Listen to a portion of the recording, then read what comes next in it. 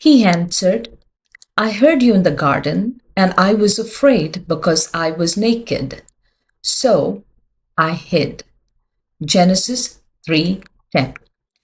Did you know that every human being arrives in this world with only two built-in fears? The fear of falling and the fear of loud noises. Babies fling out their arms when they feel a sudden drop, and loud noises?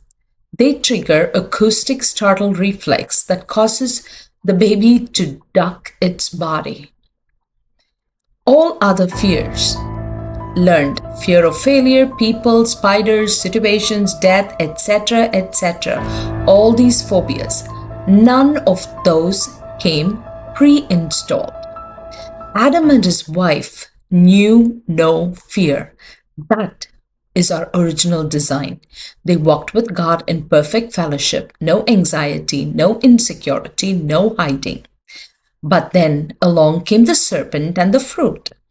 We used to joke, a minute on your lips, a lifetime on your hips, whenever we reached for a dessert.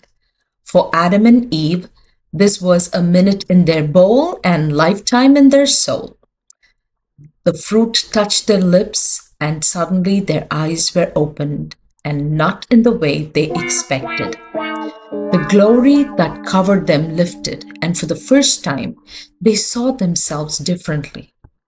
Interestingly, the Hebrew word for naked in Genesis 3 is very different from the word used in Genesis 2:25. Earlier, their nakedness spoke of openness and vulnerability without shame. But here in Genesis 3, it is yerom, meaning stripped bare, naked.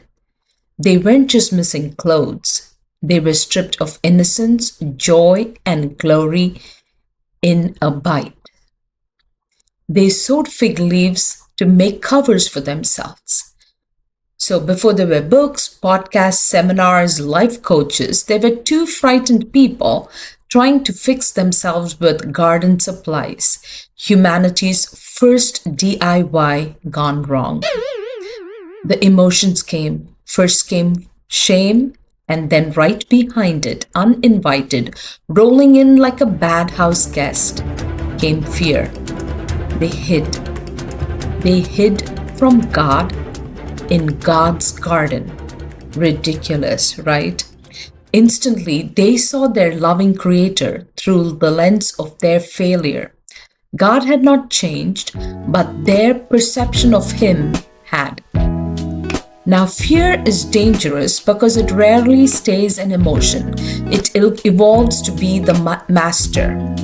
It makes our decisions, it overrides wisdom, distorts perspective, and destroys us and those around us. How do we know when emotion has become a spirit? Fear as an emotion alerts us to danger and then fades when the danger passes. Fear as an emotion is healthy. But fear as a spirit torments. It fuels persistent worry, irrational panic, and endless what-if scenarios. It magnifies the imagined failures. So, how do we break free? The spirit of fear bows to the Holy Spirit. When we truly trust our Father, the perfect love that this brings to our heart casts out fear. The Bible reminds us that God has not given us a spirit of fear, but of power, love, and sound mind. Adam feared and hid from God. We must run to God and show fear the door. Today is a new day. Choose to live without the spirit of fear.